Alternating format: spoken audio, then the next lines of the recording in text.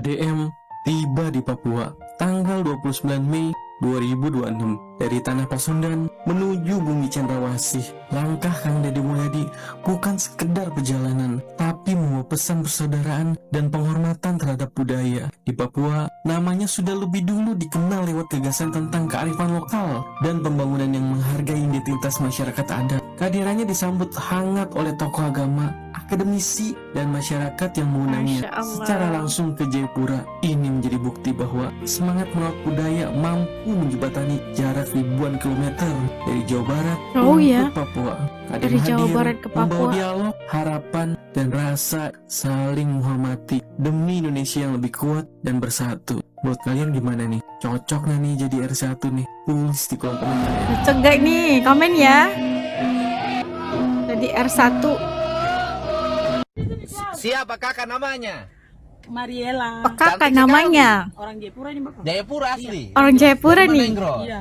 Waduh, penjaga tiket karcis parkir. Iya. Sehat, punya suami Cantik sudah? orangnya, kulitnya kulit. Punya anak? Punya. Oh, bahagia, senyum manis sekali orang Papua. Iya, orang senyum. Jayapura tuh, Bapak. Orang Jayapura. Orang Jayapura ya, kalau orang Di Jayapura sini gini. makan pagi sama apa? Ramah senyum ya. Heeh. Biasa beli baru bawa datang ke pos. Beli apa makan pagi? Biasa nasi kuning. Oh, udah makan nasi kakak? Oh, nggak makan ini, apa namanya, sagu?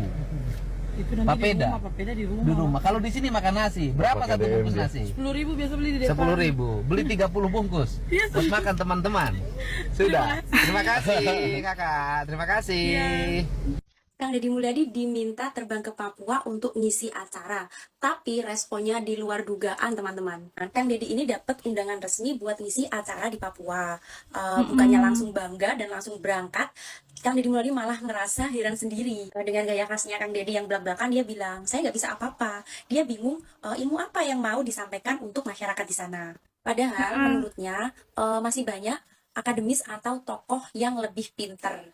Nah, kalian tahu yang lebih menarik, Kang Deddy Mulyadi ini dengan santai menjuluki dirinya sendiri sebagai gubernur konten. Beliau ini merasa selama ini kerjanya itu cuma bikin konten, turun ke warga, bukan ngisi acara-acara seminar formal seperti itu. Gubernur konten itu maksudnya gini loh teman-teman.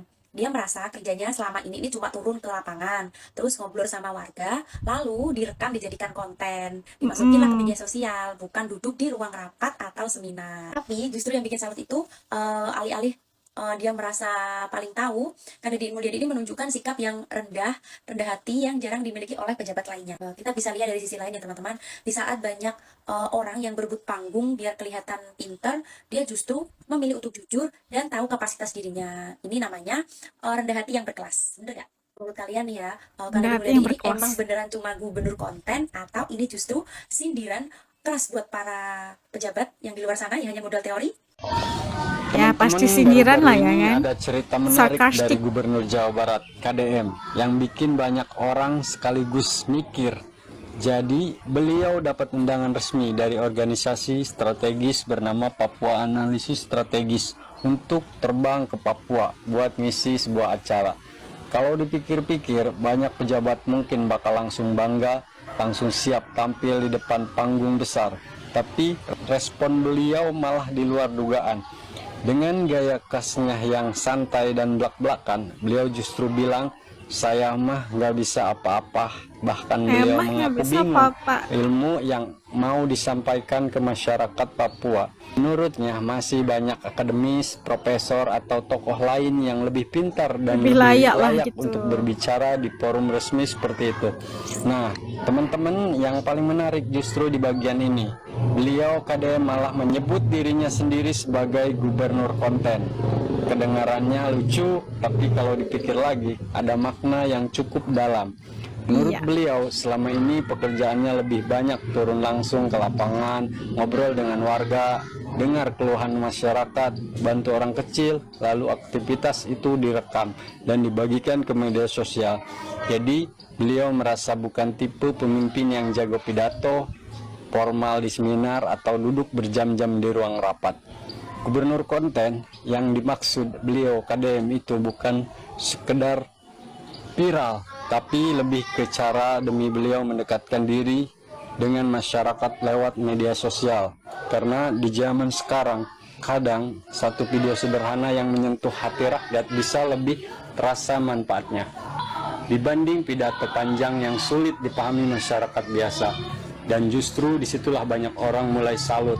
Di saat sebagian orang berlomba-lomba terlihat paling hebat, paling pintar, paling terpengaruh, beliau malah memilih jujur tentang dirinya sendiri. Beliau nggak gengsi mengakui kekurangan dan nggak merasa harus tampil paling tahu. Sikap seperti ini sekarang sudah mulai jarang ditemukan, teman-teman. Apalagi dari seorang pemimpin publik. Karena biasanya jabatan tinggi identik dengan pencitraan serba sempurna. Tapi beliau malah tampil apa adanya. Kalau dipikir lagi, mungkin inilah alasan kenapa banyak masyarakat suka sama beliau.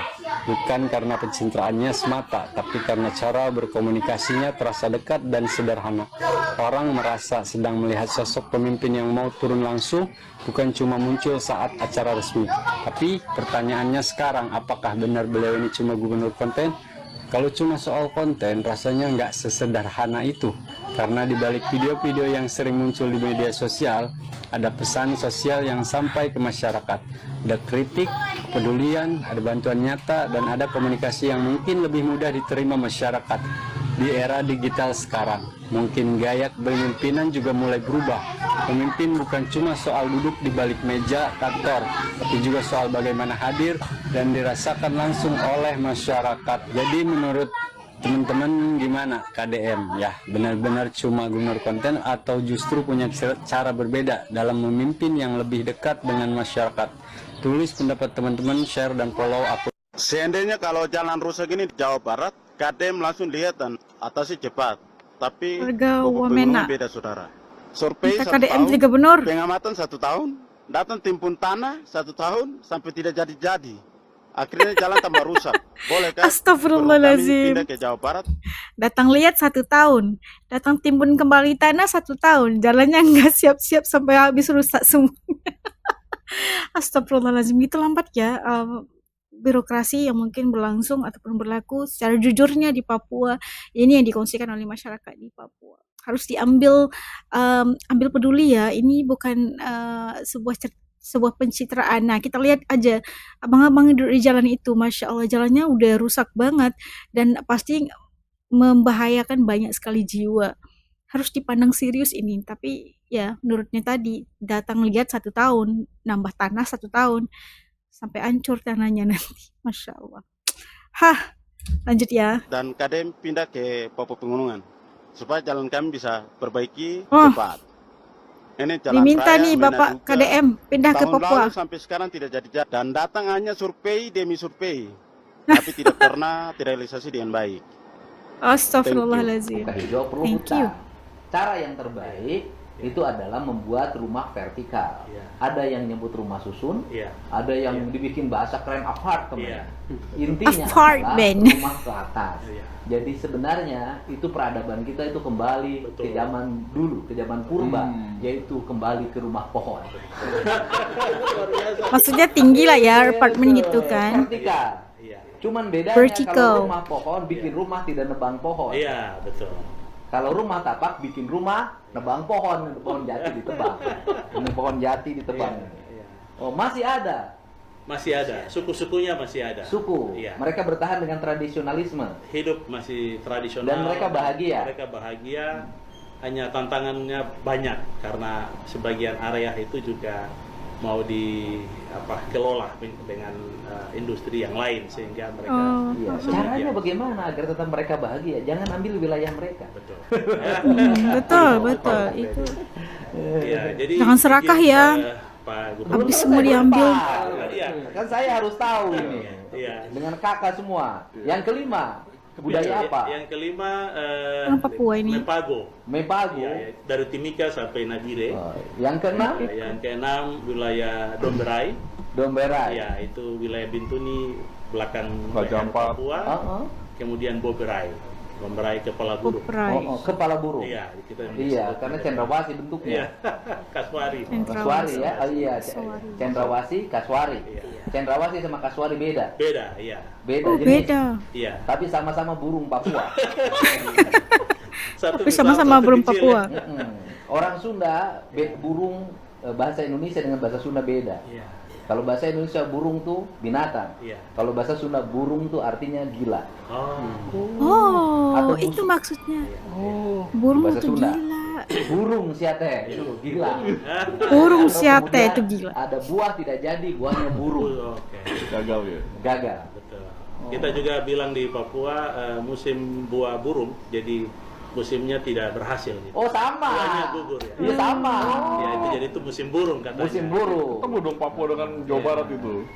Luar biasa. Itu ya. makanannya burung gitu. Udah, Makanannya kita burung. Makanan pasrah aja. burung. Oh iya. Pasrah iya, aja iya. ya. Nah, Rezekinya kemudian, burung-burung.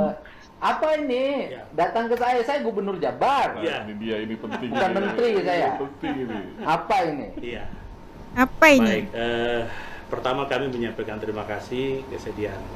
Sobat kenalin diri dulu lebih ini. Ade, Laus iya. Rumayom apa? Saya Laus Rumayom, Ketua Analisis Rumayom. Papua Strategis. Ketua Analisis Papua Ya, saya Strategis. bekerja sebagai Nah, itu tadi kita lihat bagaimana sambutan begitu ramai sekali warga Papua yang menyambut kedatangan Kang Deddy ke Papua ya. Jauh ya dari Jawa Barat ke Papua. Dari Tanah Pasundan ke Tanah Cendrawasih gitu kan. Kayak bingung gitu kan kalau Kang Deddy kenapa dia diundang untuk ke majelis kayak itulah kan, memberi talk gitulah, memberi pandangan atau apa aja itu majelis daripada Papua Analysis yang menjemput Kang Deddy untuk datang langsung ke Papua.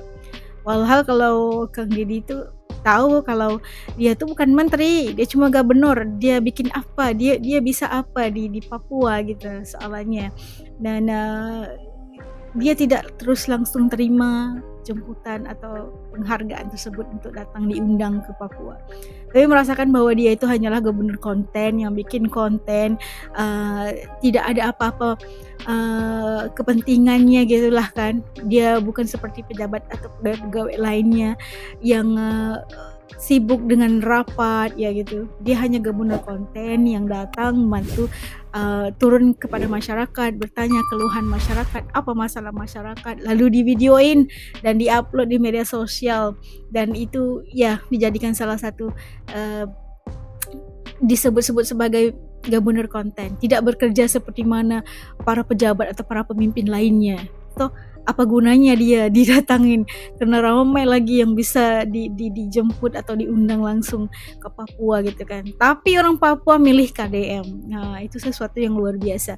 Karena mungkin cara kepemimpinan KDM itu, cara dia mendekati masyarakat, cara dia itu mungkin ada orang yang nggak senang dengan cara KDM, tapi untuk orang-orang masyarakat seperti kita ini melihat pemimpin turun terus ke lapangan, bertanya langsung kepada masyarakat, itu telah membuatkan kita merasakan bahwa pedulinya KDM kepada masyarakat itu luar biasa. Jadi justru itu dia sangat disenangi oleh masyarakat, mendapat mendapat dukungan luar biasa dari masyarakat, tidak seperti pejabat-pejabat lainnya gitu.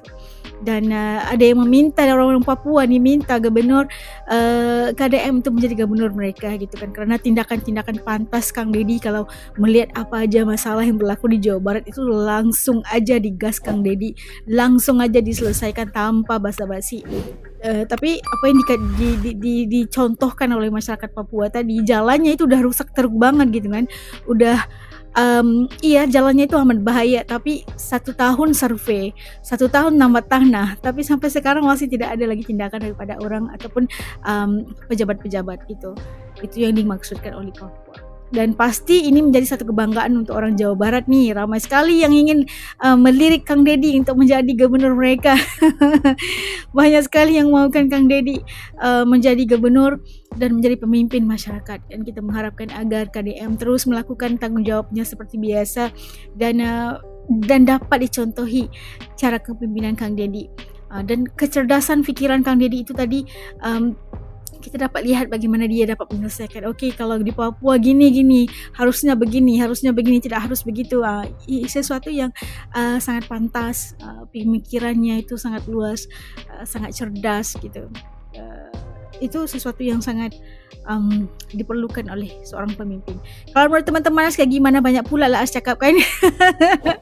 Oke, tutup komen di bawah untuk gubernur kesayangan semua rakyat Indonesia.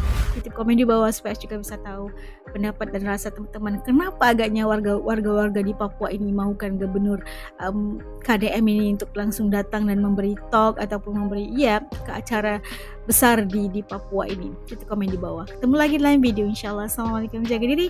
Hatur nuhun.